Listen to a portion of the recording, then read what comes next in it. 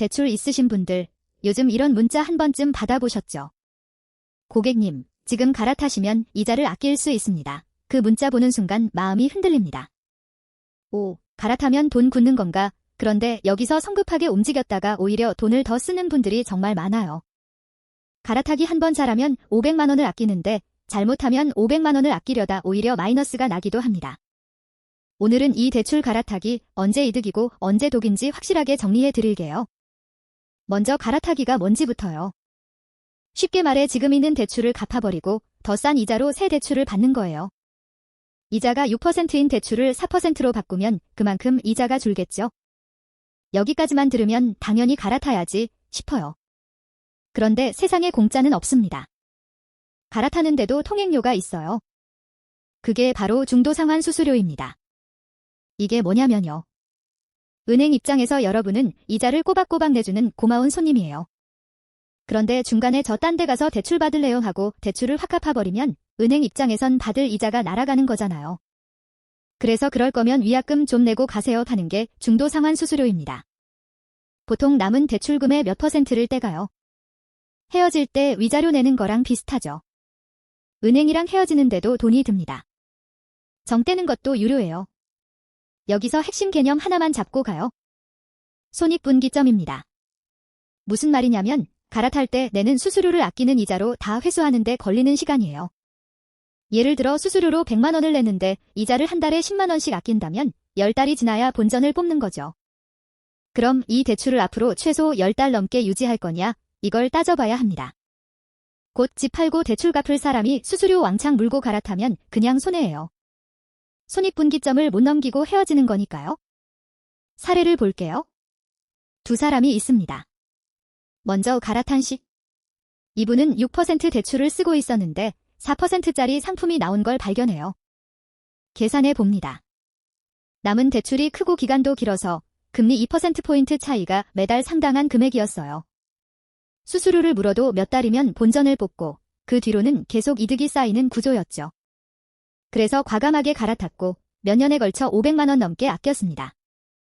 아주 똑똑한 선택이었죠. 이분은 문자를 받고 바로 움직인 게 아니라 문자를 받고 계산을 한 뒤 움직였어요. 그런데 여기 성급시도 있어요. 이분은 문자 한 통 받고 지자 아낀대 하면서 바로 갈아탔습니다. 그런데 문제가 3개나 있었어요. 첫째, 대출 받은 지 얼마 안 돼서 중도상환 수수료가 아직 빵빵하게 붙어 있었어요. 둘째, 새 대출이랑 옛날 대출 이자 차이가 생각보다 작았어요. 겨우 0.3%포인트 정도였죠. 셋째, 갈아타는 데 드는 각종 부대 비용도 있었고요. 다 합쳐보니 수수료로 나간 돈이 아낀 이자보다 많았습니다.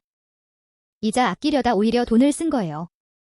심지어 그 뒤에 금리가 내려가면서 갈아탄 새 대출보다 그냥 뒀으면 더 쌌을 상황까지 옵니다. 2번 손해본 거죠. 성급 씨는 그날 이후로 은행 문자를 스팸으로 차단했다고 합니다. 문자가 죄는 아닌데 말이죠. 이 두 사람의 차이가 뭘까요? 갈아탄 씨는 계산을 했고 성급 씨는 감정으로 움직였어요. 딱 그 차이입니다. 갈아타기는 금리가 낮아졌으니까 무조건 좋다가 아니라 은혜 상황에서 계산했을 때 이득이 남느냐의 문제거든요. 그래서 갈아타기 전에 딱 4가지 질문을 던져보세요.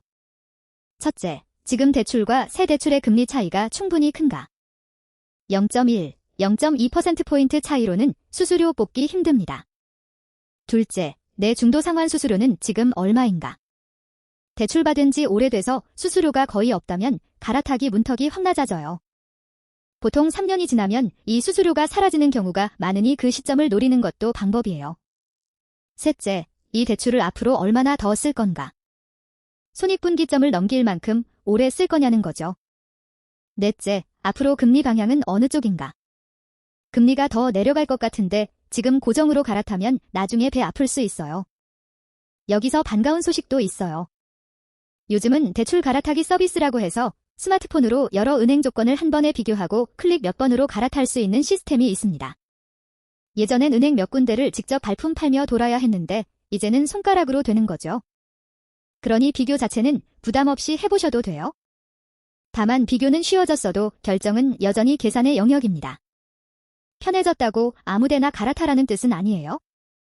클릭이 쉬워졌을 뿐 판단이 쉬워진 건 아니거든요. 정리하면 이래요. 문자 한 통에 마음 흔들리지 말고 딱 5분만 계산기를 두드려 보세요. 남은 대출, 금리 차이, 수수료, 이 3개만 넣어보면 답이 나옵니다. 그 5분이 성급시와 갈아탄 시를 가릅니다.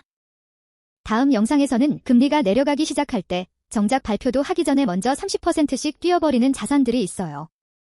왜 그런 일이 벌어지는지 지금 들어가면 늦은 건지 파볼게요. 계산 없이 움직이면 호구되는 세상입니다.